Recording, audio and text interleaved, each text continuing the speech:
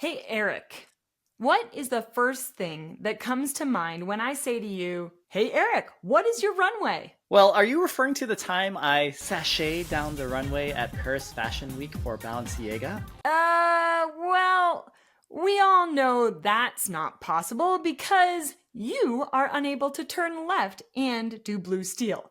I'm talking about runway in the context of startups, as this is a question every founder will be asked by their investor at one point. This episode is all about defining what runway is and how to calculate it.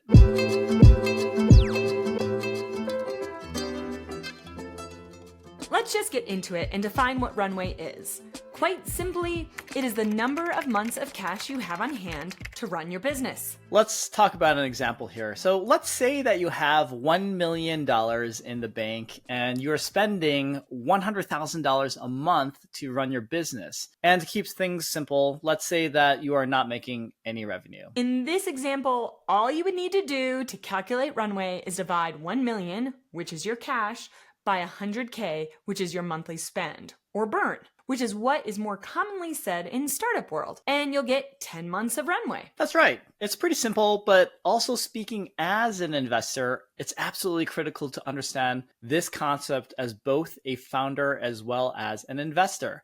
I would hope that every founder is assessing their burn and runway, at least on a monthly basis, to get a sense of how much time they have left before they have to pull levers like raising more capital, reducing burn, or trying to grow more revenue. Just so that we understand runway in a bit more of a realistic context, let's say that you aren't just spending, but you are also earning. The situation is the same. You have $1 million in the bank, 100K of monthly burn, but are generating 50K in revenue per month. The math isn't really that much more complicated. What this tells me is that your gross burn is $100,000. That's your total expenses for the month, minus $50,000, which is your monthly revenue, which leads to a total net burn of $50,000 per month. So the runway is much more favorable in this scenario. Take 1 million in your bank, divide by 50K, your net burn, and you now have 20 months of runway. So Janelle, from an investor perspective, why do we care about understanding runway for a given company? Well, in general, yellow flags start to get raised by investors when a founder has less than 12 months of runway remaining.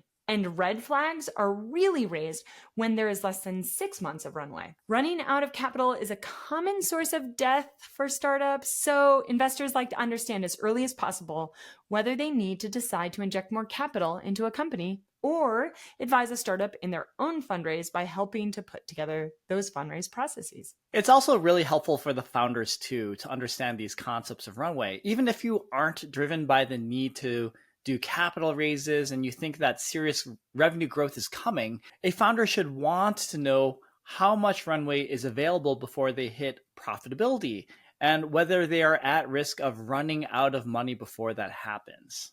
This super quick Uncapped Notes episode was just about defining runway because it can sound like a weird term if you're new to startups as a founder. But now you know, and understand why investors really care about getting consistent reporting about how much runway you have. And as an investor, I would hope that every single investor update that you send out, whether on a monthly or quarterly basis, reports this metric. It's that important for folks on my side of the table. Hey founders! Hope you found this discussion helpful, and if so, please like and subscribe to Uncapped Notes. But before we go, Eric, can you try your very best blue steel?